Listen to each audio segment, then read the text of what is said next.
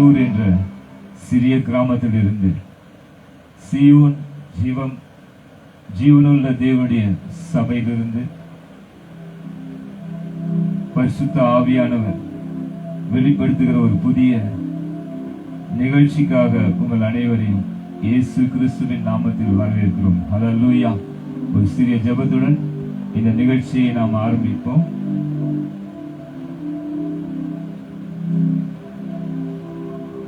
பரிசுத்தமுள்ள பிதாவே, இந்த அருமையான நாளிலும் கூட இந்த காலை நேரத்திலே கர்த்தாவே ஒரு புதிய ஒரு நிகழ்ச்சியை நீர் ஆரம்பித்து ஒரு எழுப்புதல் ஊழியத்திலே என் தேவன் சொல்லுவதையே சொல்லுவேன் என்கின்ற இந்த நிகழ்ச்சி பரிசுத்த ஆவியானவர் மூலமாக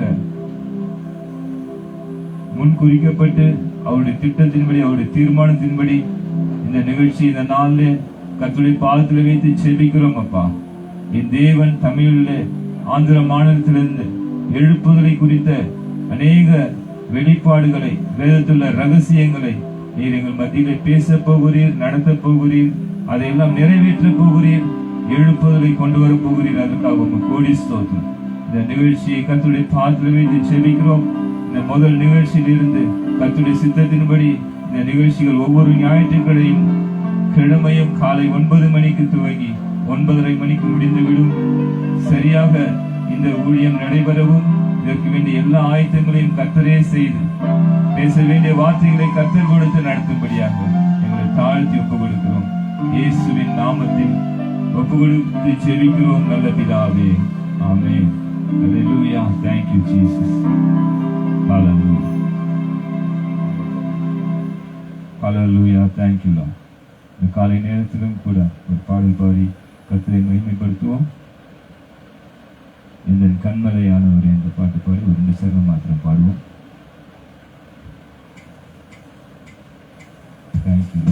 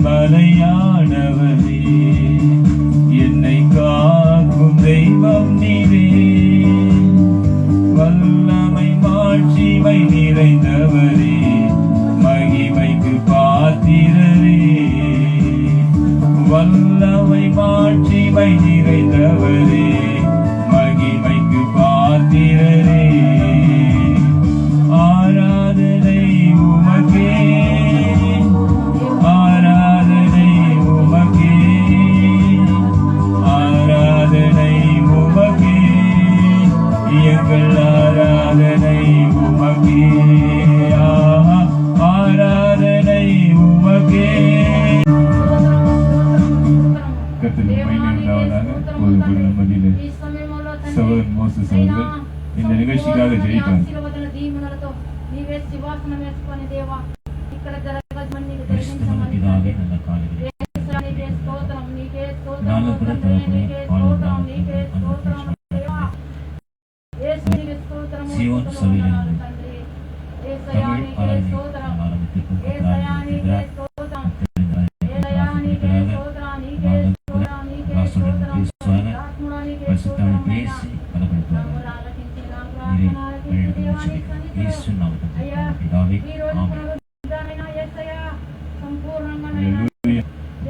கர்த்தருக்கு மகிமை உண்டாவதா. இந்த ஜூன் மாதம் 9ஆம் தேதியில கூட கர்த்தர் மகிமைப்படும்படியா, கர்த்தருடைய நாமம் மகிமைப்படும்படியா கடைசி கால எழுப்புதலை குறித்த ஒரு நிகழ்ச்சியாக இந்த காலை நேரத்திலும் கூட கர்த்தர் நம்ம மத்தியிலே அசைவாடி கொண்டிருக்கிறார். ஒரு அநேக ரகசியங்களை வெளிப்படுத்தும்படியாக நம்ம மத்தியிலே இறங்கி வந்திருக்கிறார். ஹல்லேலூயா. Thank you Jesus. இதனாலும் கூட கடைசி கால எழுப்புதலை குறித்த ஒரு நிகழ்ச்சியை கர்த்தர் பாலூர் என்று சொல்லப்படுகிற அந்த சிறிய கிராமத்திலிருந்து கொண்டு வரப்போகிற எழுப்புதலை குறித்த காரியங்களை உலகத்திற்கு வெளிப்படுத்தி தரும்படியாக இந்த ஞாயிற்றுக்கிழமை முதல் ஒவ்வொரு ஞாயிற்றுக்கிழமையும் காலை 9 மணிக்கு இந்த என் தேவன் சொல்லுவதையே சொல்வேன் என்ற நிகழ்ச்சியை உலகத்திற்கு வெளிப்படுத்தும்படியாக எழுப்புதலை குறித்த காரியங்களை கர்த்தர் பரிசுத்த வேதாகமத்தில் எழுதியிருக்கிற ரகசியங்களை தீர்க்க தரிசனங்களை நிறைவேற்றும்படியாக கர்த்தர் வெளிப்படுத்தி கொடுத்த காரியங்களை நாம் தியானிக்க போகிறோம். கர்த்தருக்கு மகிமை உண்டாவதா. கடைசி கால எழுப்புதலை குறித்த ரகசியங்கள் பரிசுத்த புஸ்தகம் என்று சொல்லப்படுகிற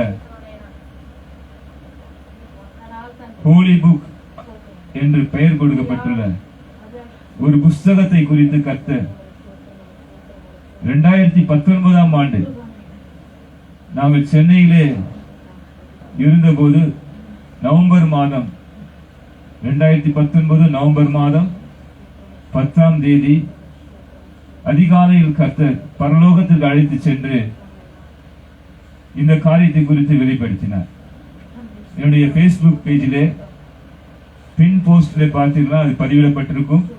அதில் என்ன நடந்தது என்பதை தெளிவாக தேவனுடைய கிருபையினால் நாங்கள் பதிவிட்டிருக்கிறோம். வெளிப்படுத்தின சுவிசேஷம் முழுவதும் கர்த்தருடைய வருகை குறித்த காரியங்கள், கடைசி காலத்தில் நடக்க போகிற காரியங்களை குறித்து இருக்கிறது. முத்திரைகள் எல்லாம் திறக்கப்பட்டன. ஆனால் 10ஆம் அதிகாரத்தில் மாத்திரம் அப்போஸ்தலனாகிய யோவானுக்கு கர்த்தர் சொன்ன காரியம், இப்பொழுது அதை வெளிப்படுத்த வேண்டாம், முத்திரை போடு என்று சொன்னார். கர்த்தருக்கு மகிமை உண்டாவதா. என் தேவன் சொல்லுவதையே சொல்லுவேன் என்கின்ற இந்த நிகழ்ச்சியிலே கர்த்தர் அன்று 2019ஆம் ஆண்டு 10ஆம் தேதி நவம்பர் மாதம் பரலோகம் அழைத்து சென்று எனக்கு எதை வெளிப்படுத்தினாரோ அந்த காரியங்கள் என்னுடைய வாழ்க்கையிலே நிறைவேற துவங்கியது. 2020ஆம் ஆண்டிலே ஆந்திர மாநிலத்தில் ஒரு சிறிய ஜூஸ் வியாபாரம் செய்து கொண்டு கர்த்தருடைய சுவிசேஷ ஊழியம் செய்து கொண்டிருந்த எங்களுடைய வாழ்க்கையிலே சுவிசேஷ ஊழியத்துக்கு வருகிற பிள்ளைகளுக்கு செபிப்பதும் கர்த்தர் அவர்களுக்கு விடுதலை கொடுப்பதும் சர்வசாதாரணமாய் நடந்து கொண்டிருந்த காலம். அப்பொழுது இந்த பாலூர் என்ற சிறிய கிராமத்திலிருந்து ஒரு சகோதரி அழைத்து கொண்டு வந்தார். அந்த சகோதரி 18 வருடமாக பயங்கரமான பிசாசின் பிடியிருந்த அந்த சகோதரியை கர்த்தர் யாராலும் விடுவிக்க முடியாத அந்த பல வருடங்கள் பல பூஜைகள், தாயத்துகள், மந்திரங்கள் எல்லாம் செய்து பார்த்து டாக்டர்களும் கைவிடப்பட்ட நிலைமையில் மரணத்துக்கு போராடி கொண்டிருக்கும் நிலைமையில் அவர்களை கர்த்தர் கொண்டு வந்து பரிபூர்ண விடுதலை கொடுத்தார். ஹல்லேலூயா. கர்த்தருக்கு மகிமை உண்டாவதா. அந்த சகோதரி இருக்கிற கிராமம் பாலூர் என்ற கிராமம் புலிவேந்தலாவிலிருந்து 20 கிலோமீட்டர் தூரத்தில் இருக்கிறது. நாம் நன்கு அறிந்த காரியம், மார்ச் மாதத்திலே லாக்டவுன் வந்தது. அவர்கள் 6ஆம் மாதத்திலே கர்த்தர் ஜெபத்துக்கு அழைத்து வந்து அவர்களுக்கு விடுதலை கொடுத்தார். அந்த ஊரிலே ஒருவர் கூட தேவனை அறிந்தவர்கள் கிடையாது. சுவிசேஷத்துக்கு விரோதமான ஒரு கிராமம். இப்பேற்பட்ட கிராமத்திலே ஒரு சகோதரி பரிபூர்ண சுகமடைந்து தங்கள் வீட்டுக்கு வந்து செபிக்கும்படியாக அழைத்தார்கள். அது கர்த்தருடைய சித்தத்தின்படி நாங்களும் அங்கு செல்ல கர்த்தர் அனுமதித்தார். கர்த்தருடைய சித்தத்தின்படி எங்கும் சபைகள் ஆராதனை இல்லை என்பதால் அந்த கிராமத்திலே முதல் முறையாக அவர்கள் வீட்டிலே ஒரு ஜெப கூட்டம் துவக்கப்பட்டது. 2020ஆம் ஆண்டு 6ஆம் மாதம் துவக்கப்பட்ட ஜெப கூட்டத்திற்கு அநேக மக்கள் வர ஆரம்பித்தார்கள். ஏனெனில் அந்த சகோதரி 18 வருடமாக படுத்த படுக்கையில் இந்த சகோதரி இவ்வளவு நன்றாக ஆகியிருக்கிறார், இவர்கள் ஆராதிக்கிற தேவன் ஜீவனுள்ள தேவன் என்பதை அந்த கிராமத்தில் இருக்கிற ஜனங்கள் அறிந்து கொண்டு வர ஆரம்பித்தார்கள். கர்த்தருக்கு மகிமை உண்டாவதாக. இதன் மூலமாக அந்த வீட்டிலேயே கர்த்தருடைய சபை ஆரம்பிக்கப்பட்டது. அதற்கு கர்த்தர் ஜீவனுள்ள தேவனுடைய சபை என்று முதலில் பெயர் கொடுத்தார். அந்த சபையிலே வருகிற பிள்ளைகள் எல்லோருக்கும் அற்புதங்கள் நடக்க ஆரம்பித்தன. இது எழுப்புதலை குறித்த ஒரு வழிநடத்துதல் என்பது எனக்கு தெரியாது. 2019ஆம் ஆண்டவர் காண்பித்த காரியம், எழுப்புதலுக்காக ஒரு பெரிய காரியத்தை உன்னுடைய வாழ்க்கையில நிறைவேற்ற போகிறேன் என்று சொன்னார். 2019 பரலோகத்துக்கு என்னை அழைத்து சென்று கர்த்தர் காண்பித்த ஒரு பெரிய ரகசியம் என்னவெனில், வெளிப்படுத்தின சுவிசேஷம் 10ஆம் அதிகாரம் முழுவதும் என்ன நடக்கிறதோ அதை கர்த்தர் பரலோகத்திலே எனக்கு காண்பித்திருந்தார். எனக்கு அவ்வளவாக வேத அறிவு கிடையாது. ஒரு அப்பிரயோஜனமான ஊழியக்காரனாய் கர்த்தருடைய சுவிசேஷத்தை சொல்லிக் கொண்டிருந்தேன். சாட்சியும் ஊழியம் செய்து கொண்டிருந்தேன். வேதத்துள்ள ரகசியங்களையோ வேதத்துள்ள அநேக மர்மங்களையோ அல்லது வேத தியானங்களையோ அவ்வளவாக எனக்கு பழக்கம் இல்லை. கர்த்தருடைய கொடுக்கப்பட்ட ஊழியத்தை, சுவிசேஷ ஊழியத்தை செய்து கொண்டு கர்த்தர் நல்லவர், கர்த்தர் உங்களை ரட்சிக்கிறார், மரணத்திலிருந்து விடுவிக்கிறார், நரகத்திலிருந்து விடுவிக்கிறார், கர்த்தர் சுகம் கொடுக்கிறார், உங்க குடும்பத்துக்கு சமாதானத்தை கொடுக்கிறார் என்று ஆந்திராவிலே வியாபாரம் செய்து கொண்டு ஒரு சிறிய ஊழியத்தை செய்து கொண்டிருந்தோம். ஆனால் கர்த்தர் காண்பித்த தரிசனமும் மிகப்பெரியதா இருந்தது. அது என் அறிவுக்கு எட்டாத ஒரு காரியமா இருந்தது. பைத்தியங்களை கர்த்தர் தெரிந்து கொண்டார் என்று எழுதியிருக்கிறபடி ஒரு பைத்தியமாக இருந்தேன். கர்த்தரை குறித்த பைத்தியம் எனக்கு இருந்தது உண்மைதான். ஆனால் கர்த்தருடைய வேதத்தை குறித்த அறிவோ எனக்கு கிடையாது, வேத வசனங்களின் அறிவோ எனக்கு கிடையாது, எதுவும் தெரியாது. ஆனா அப்பேற்பட்ட அடியானை கர்த்தர் ஒரு பெரிய ரகசியத்தை வெளிப்படுத்த ஆரம்பித்தார். ஹல்லேலூயா. இந்த கிராமத்துக்கு அடியெடுத்து வைத்து இந்த கிராமத்திலே கர்த்தருடைய ஊழியம் துவங்கப்பட்ட போது எந்த சகோதரியை கர்த்தர் 18 வருடமாக பிசாசின் பிடியிலிருந்து விடுவித்தாரோ அந்த சகோதரிக்கு ஒரு அழகான மகள் உண்டு. அந்த மகளை கர்த்தர் அபிஷேகித்தார். அந்த மகள் மூலமாக கர்த்தர் பேச ஆரம்பித்தார். அப்போது கர்த்தர் பேசின காரியம் அப்போஸ்தலர் 2:17 படி குமார்த்திகள் தீர்க்கதரிசனம் சொல்லுவார்கள், மாம்சமான யாவர் மேலும் என் ஆவியை ஊற்றுவேன் என்று சொன்ன தீர்க்கதரிசனம் நிறைவேற்றுகிறேன். இந்த கிராமத்திலே இனி வாலிபர்கள் எல்லாம் அபிஷேகிக்கப்படுவார்கள் என்று கர்த்தர் சொன்னார்.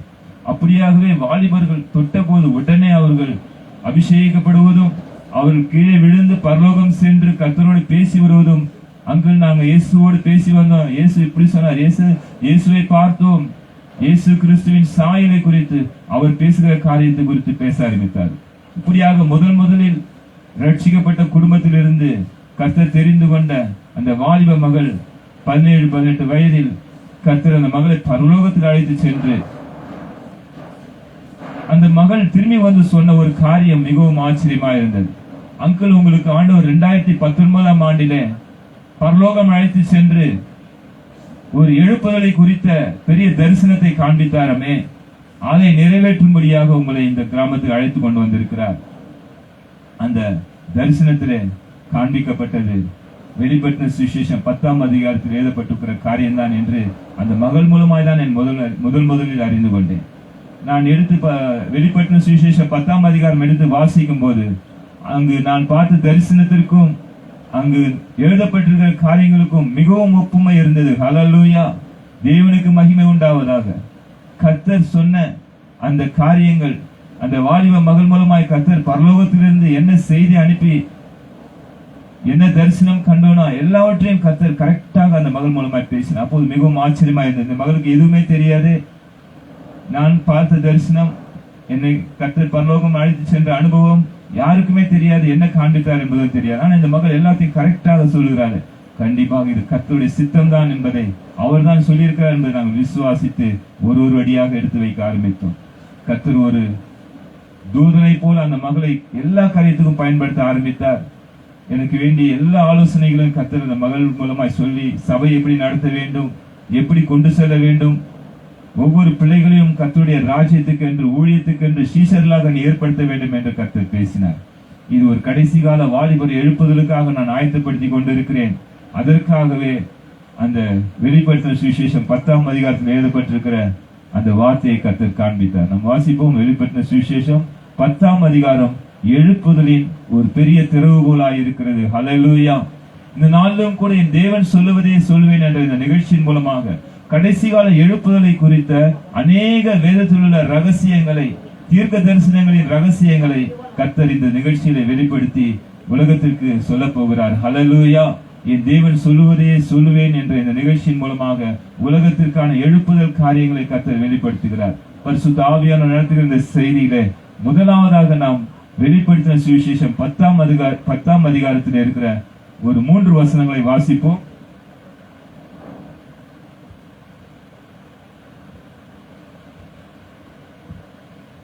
வெளிப்படுத்தின சுவிசேஷம் 10ஆம் அதிகாரம் முதல் 2 வசனங்கள். 6ஆம் வசனம். பின்பு பலமுள்ள வேறொரு தூதன் வானத்திலிருந்து இறங்கி வர கண்டேன். மேகம் அவனை சூழ்ந்திருந்தது. அவனுடைய சிரசின் மேல் வானவில் இருந்தது. அவனுடைய முகம் சூரியனைப் போலவும் அவனுடைய கால்கள் அக்னி ஸ்தம்பங்களைப் போலவும் இருந்தது. திறக்கப்பட்ட ஒரு சிறு புஸ்தகம் அவன் கையில் இருந்தது. தன் வலது பாதத்தை சமுத்திரத்தின் மேலும் தன் இடது பாதத்தை பூமியின் மேலும் வைத்து என்று எழுதியிருக்கிறார். அல்லேலூயா.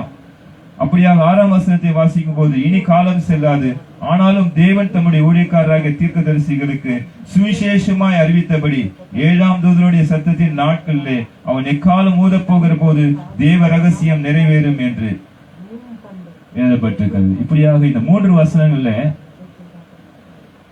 முக்கியமான ஒரு காரியம் என்னவெனில், ஒரு தூதன் பரலோகத்திலிருந்து இறங்கி வருகிறார். வானத்திலிருந்து இறங்கி வர பார்க்கிறார். அப்போஸ்தலனாகிய யோவான் பார்க்கிறார். அவரை குறித்த அடையாளங்கள் அங்கு சொல்லப்பட்டிருக்கிறது. மேகம் அவரை சூழ்ந்திருந்ததாம். அவருடைய சிரசின் மேல் வானவில் இருந்ததாம். அவருடைய முகம் சூரியனை போல இருந்ததாம். அவருடைய கால்கள் அக்னி ஸ்தம்பங்களை போல இருந்ததாம். கடைசியா அவர் எழுதுகிறார் 2ஆம் வசனத்திலே, திறக்கப்பட்ட ஒரு சிறு புஸ்தகம் அவன் கையில் இருந்தது என்று எழுதுகிறார். ஹல்லேலூயா. இந்த வாலிப மகள் மூலமாய் கர்த்தர் சொன்ன காரியம், திறக்கப்பட்ட அந்த சிறு புஸ்தகம் தான் இந்த கடைசி கால எழுப்புதலுக்காக பூமிக்கு நான் கொடுக்க போகிற பெரிய ஒரு ரகசியத்தின் புஸ்தகம் என்று சொன்னார். ஹல்லேலூயா. கர்த்தருக்கு மகிமை உண்டாவதாக. அந்த சிறிய புஸ்தகத்தை இந்த சபையிலிருந்து நான் வெளிப்படுத்த போகிறேன், பூமிக்கு எழுப்புதலை கொண்டு வர போகிறேன் என்று கர்த்தர் சொன்னார். ஹல்லேலூயா. தேவனுக்கு மகிமை உண்டாவதாக. அப்பிரயோஜனமான ஊழியர்கள் எதுவும் எங்களுக்கு தெரியாது. வேத அறிவு கிடையாது, ஊழிய அனுபவம் கிடையாது. சாதாரண ஒரு ஊழியம், அதாவது வியாபாரம் செய்து கொண்டு கர்த்தரை குறித்து சாட்சி சொல்லவும் கர்த்தரை சுவிசேஷத்தை அறிவிக்கவும் கர்த்தர் எங்களை நியமித்திருந்தார். ஆனால் கர்த்தர் சொன்ன காரியங்கள் பயங்கரமா இருந்தது. உலகத்துல யாரிடத்தில் போய் சொன்னாலும் நம்ப மாட்டார்கள். அவ்வளவு பயங்கரமான ரகசியத்தை கர்த்தர் வெளிப்படுத்த ஆரம்பித்தார். அந்த வாலிப மகள் மூலமாக பேச ஆரம்பித்த கர்த்தர் இந்த சபைக்கு வருகிற வாலிப பிள்ளைகள் ஒவ்வொருவரையும் அபிஷேகிக்க ஆரம்பித்தார். ஒவ்வொருவருக்குள்ளிருந்தும் தீர்க்க தரிசன வரம் வெளிப்பட்டது. குமார்த்திகள் தீர்க்க தரிசனம் உரைக்க ஆரம்பித்தார்கள். கர்த்தர் அப்போதெல்லாம் சொன்னார், அப்போஸ்தலர் 2:17-18 இந்த சபையில நிறைவேற்றிக் கொண்டிருக்கிறேன்.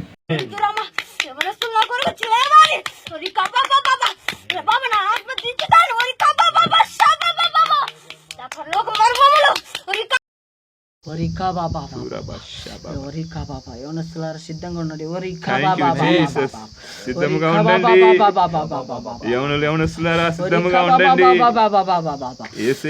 ఎదిరించడానికి సిద్ధంగా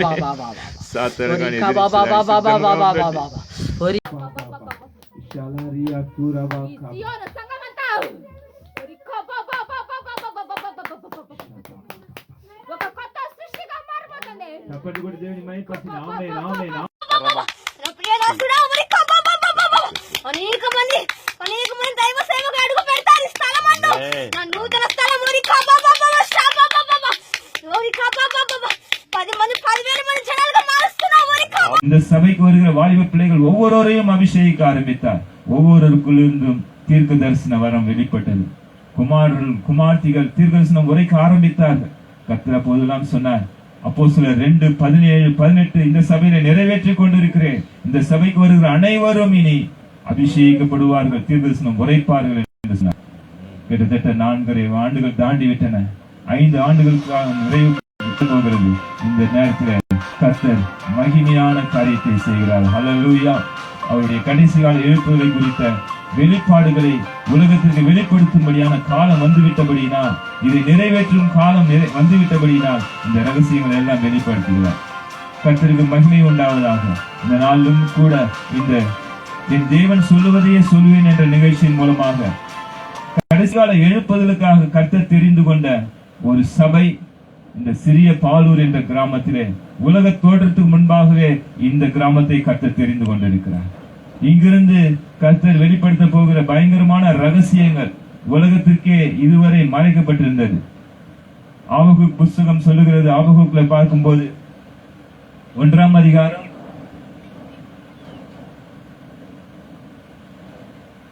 1ஆம் அதிகாரம் பார்க்கும்போது நாம் வாசிக்கிறோம். 1ஆம் அதிகாரத்திலே, நீங்கள் புறஜாதிகளை நோக்கி பார்த்து ஆச்சரியப்பட்டு பிரமியுங்கள், விவரிக்கப்பட்டாலும் நீங்கள் விசுவாசியாத ஒரு கிரியை உங்கள் நாட்களில் நடப்பிப்பேன் என்று கர்த்தர் சொல்கிறார். விசுவாசியாத ஒரு கிரியை யார் மத்தியிலே நடப்பிப்பார் என்று எழுதப்பட்டிருக்கிறது என்றால், கர்த்தரை அறியாத ஜனங்கள், புறஜாதிகள், ஹல்லேலூயா, புறஜாதிகள் நிறைந்த இந்த கிராமத்திலே, கர்த்தரை அறியாத கிராமத்திலே கர்த்தர் வாலிபர்களை அபிஷேகித்துக் கொண்டிருக்கிறார். பயங்கரமான எழுப்புதல் உண்டாகி கொண்டிருக்கிறது. அக்னி அபிஷேகம் அவர்கள் மீது இறங்குகிறது. கர்த்தர் மகிமைப்பட்டுக் கொண்டிருக்கிறார். ஹல்லேலூயா, கர்த்தருக்கு மகிமை உண்டாவதாக. இந்த நாளிலும் கூட இந்த ரகசியத்தை வெளிப்படுத்துகிற இந்த நிகழ்ச்சியானது ஒவ்வொரு வாரமும் ஞாயிற்றுக்கிழமை காலை 9 மணிக்கு Facebookல நாம் பார்க்க போகிறோம். கர்த்தருடைய ஆவியானவர் பேச போகிறார். கர்த்தர் முதலாவது இந்த கிராமத்திலிருந்து எழுப்புதலை கொண்டு வருகிறார். இதற்காக 2019ஆம் ஆண்டிலே சென்னையிலே நாங்கள் வசித்துக் கொண்டிருக்கிறோம். சென்னையிலே வசித்துக் கொண்டு ஆந்திர மாநிலத்திலே புலிவேந்தலா என்ற பட்டணத்திலே நாங்கள் வியாபாரம் செய்து கொண்டு ஊழியம் செய்து கொண்டிருந்தோம். எங்களுக்கு இப்பேற்பட்ட ஒரு ஊழியத்தை கர்த்தர் கொடுத்து, இந்த வெளிப்பாடை கொடுத்து கர்த்தரே இந்த ஊழியத்தை நடத்தி கொண்டிருக்கிறார்.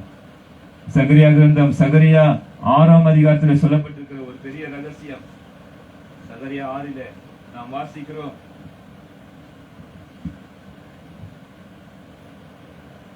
சகரியா 6 அவரே கர்த்தருடைய ஆலயத்தை கட்டுவார். அவர் மகிமை பொருந்தினவராய் தம்முடைய சிங்காசனத்தின் மேல் வீற்றிருந்து ஆளுகை செய்வார். தம்முடைய சிங்காசனத்தின் மேல் ஆசாரியராயும் இருப்பார். இவ்விரண்டின் நடுவாக சமாதானத்தின் ஆலோசனை விளங்கும் என்று தீர்க்கதரிசனமாய் சொல்லப்பட்ட ஒரு வசனம் உண்டு. இதை குறித்து கர்த்தர் எங்களோடு பேசினார். அவரே கர்த்தருடைய ஆலயத்தை கட்டுவார். இந்த ஆலயத்தை நான் தான் கட்டி கொண்டிருக்கிறேன். உனக்கு 2019ஆம் ஆண்டிலே காண்பித்த தரிசனத்தின்படி பாலூர் என்ற கிராமத்துக்கு அழைத்து கொண்டு வந்து இந்த ஆலயத்திலே நானே சிங்காசனம் போட்டு அமர்ந்திருக்கிறேன். இங்க வசனத்துல பார்க்கிறோம், தம்முடைய சிங்காசனத்தின் மேல் வீற்றிருந்து ஆளுகை செய்வார். தம்முடைய சிங்காசனத்தின் மேல் ஆசாரியராயும் இருப்பார். இவ்விரண்டின் நடுவாக சமாதானத்தின் ஆலோசனை விளங்கும். ஒரு சமாதானத்தின் ஆலோசனை விளங்க போகிறது. சபைக்கும் தேவனுக்கும் மத்தியிலே ஒரு சமாதான ஆலோசனை விளங்க போகிறது என்று கர்த்தர் சொல்லுகிறார். இந்த நாளிலும் கூட என் தேவன் சொல்லுவதே சொல்வேன் என்ற நிகழ்ச்சியில என் தேவன் எங்களுக்கு வெளிப்படுத்தினதை சொல்லி கர்த்தரை மகிமைப்படுத்துகிறோம். கர்த்தர் எங்களுக்கு வெளிப்படுத்தின காரியங்களை உலகத்திற்கு வெளிப்படுத்த வேண்டிய நேரம் வந்துவிட்டது.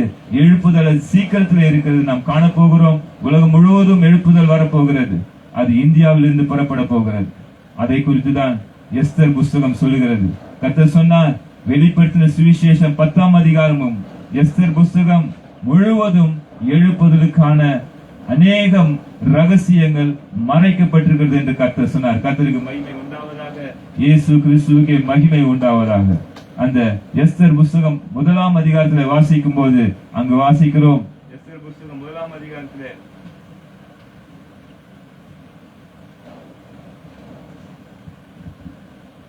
1ஆம் அதிகாரம் 1ஆம் வசனம் சொல்லுகிறது, இந்து தேசம் முதல் எத்தியோப்பியா தேசம் வரைக்கும் உள்ள 127 நாடுகளை அரசாண்ட அகஸ்வேருவின் நாட்களிலே சம்பவித்ததாவது அப்படின்னு துவங்குகிறது.